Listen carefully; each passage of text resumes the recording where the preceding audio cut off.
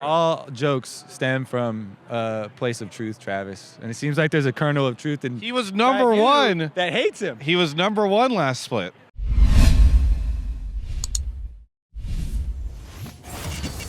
Well, it's the start of the summer split. I'm joined right now by Riot Kobe with coverage presented by Omni Slash. Talk a little bit about the start of the summer split. I was trying to make an Instagram post right before this interview. You can finish the Instagram Half post. done.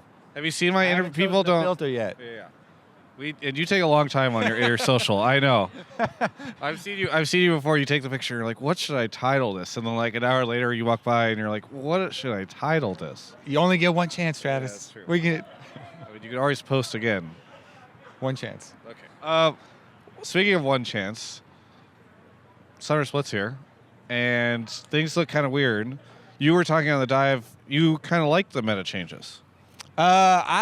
Okay, there are some things that I like and some things I don't like. No, you're only allowed to either really like it or hate it. That's the 2 degrees here. So I love theory crafting. That's why during preseason is one of my favorite times. You get to figure out what's super strong and busted before other people, so you can try and abuse it and climb the ranks. So I like when there are options. And right now in solo queue, more people, if I pick some weird stuff, they're just like, don't bat an eye or whatever. Whereas other times, if a month ago you pick Vladimir bottom lane or something like that, people will dodge, or people are like flaming you instantly before anything bad happens, that you're a moron or something like that. So I like that there are options. I don't like that, some things like Caitlyn are probably like not going to be seen, right? Some of the AD carries that really relied on crit items and stuff like that, you're just not going to see. But there have been some crazy stats. Like in 1 week of this meta, we've had more picks than like all of last year or something like that, more unique champions than all of Worlds. And I do like that there is definitely more versatility. The other thing that we're seeing that's contributing to a lot of this craziness is that because these are possible picks, people who don't necessarily understand these champions that well and don't have the reactions built in are choosing them, and they're looking bad with them. Yeah. How have you enjoyed it for today, the first day? We've seen 4 games so far, 5th starting up right now. What do you think of the meta and how it's showing up today? I think it was pretty cool so far. We had Team Liquid, like super standard team comp from months and months ago. They had Zyracon super early.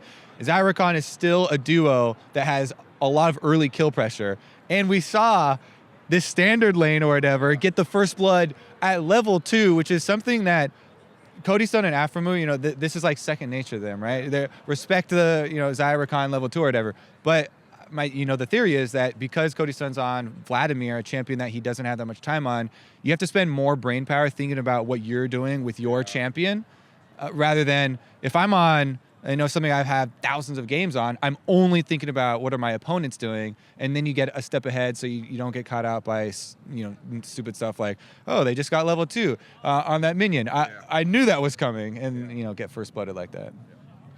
Now, going back to the LCS, I think you died earlier during the pre-show. I saw that.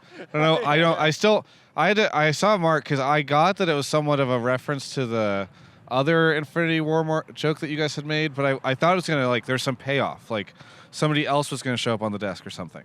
We did the Infinity Wars disappearing thing. That's it. That was the joke. Yeah, I liked part of it. So you thought I was gonna relate to like Cloud9 or something like that, because they didn't sell out or that there'd be like a different person on the desk, like we have to, because they said we'll have to find a replacement for him. We don't want. You gotta be careful with spoilers here, but people don't get replaced in the movie. There's no like, half of them are gone, and now here's the bunch of aliens. But then Dash said we'll have to find a replacement for him. In the I don't. How was the desk or the second stream? They also deleted apparently because the clip of me like disappearing or whatever was on Reddit. It's not league related. Nope. The LCS is not league related. Nope. Anyways, go. What was your question? My tweets are on there about the TSM pinata. Like CLG had a TSM pinata that was filled with salt packets as part of the tailgate thing. Oh, nice. That's pretty good. That's good. What was it like doing the desk with, or the second stream with Afro and Peter? It's super fun. I was thinking about it afterwards. I have cast those two guys playing League of Legends for over 5 years. Peter, Zach, and then we also had Cutie Pie. We also had Eugene. We had Sneaky. Like we had all of these old school players. Yeah. And we were like, oh, if we took a picture of that, it could easily have been like 4 or 5 years ago.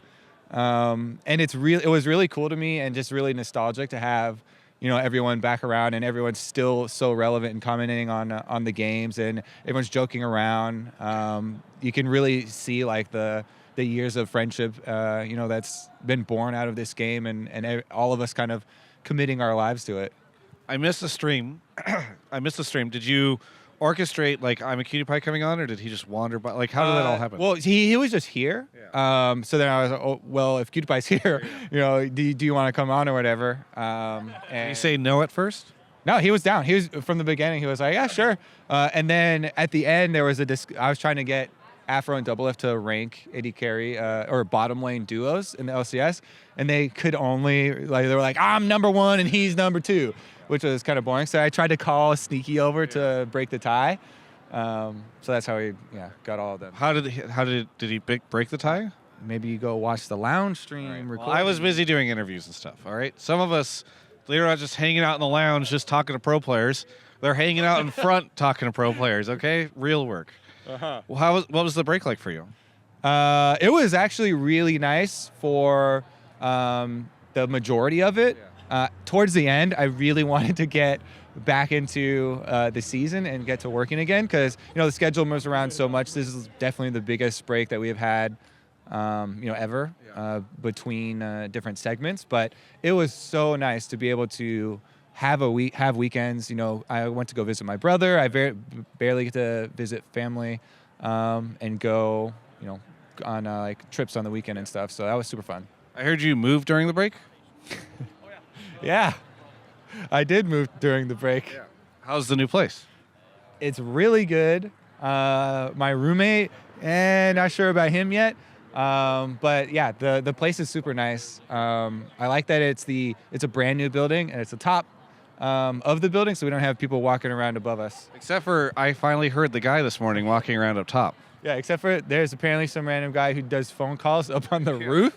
Yeah. That's above us, which defeats the purpose of being on the top floor. It's actually very loud, the stomping. I was like, who cares if he's walking around, but then I heard it. Yeah. Well, now you can feel my pain too. Yeah. Well, we should talk to somebody about that. Yeah. All right. Is there anything that you want to say to any of the LCS fans out there? Keep it up. And you should actually come watch the LCS in person because it's super fun. And maybe you could meet Cutie Pie too. Is he going to be here more frequently? He keeps talking about joining the LCS, and he said on the stream that he could join anytime he wanted. Yeah. I interviewed him earlier, and I was trying to offer him Cody Sunspot because Afro showed up, and I was like, Afro, I don't know how things are going with Cody. Do you want him? And he likes Cody. He said our contracts are up in a year, so then he'll bring Cutie Pie in. Okay. Yeah. So there you go. All right. I like Cody too. Yeah. Why are you trying to get rid of Cody? It was a joke. So I was like, interviewing him, and I said, yeah, Cutie, you might need to come in here because these ADCs don't know what they're doing these days. That guy was playing Vladimir. Who plays Vladimir as an ADC? And then that's how it all started. All jokes stem from a place of truth, Travis. And it seems like there's a kernel of truth in he was number one. That hates him. He was number 1 last split. True. Did you see the stats? Yeah, I did. I saw him number 1. I'm not shitting on Cody. I'm never going to get an interview with Cody again. Okay. You can check out the rest of my coverage of all things esports right here on my YouTube channel. I have some unfortunate news for you guys. Things are getting much more financially tough for me. OmniSlash, of course, does everything they can. They support me. It's amazing. But I think you guys might have heard that last split, it was about 20 grand for a double lift interview. We're now at 35. I don't know how it went up so much in such a short time, but I'm now spending literally $35,000 every time I interview Peter. And by the way, he charges another $1,000 for every time that he ends up in my social. So if you guys want to help me out, that'd be super cool. Just subscribe to the channel, like the videos. There's other links in the description. You can check those out. Thanks so much to OmniSlash for the support.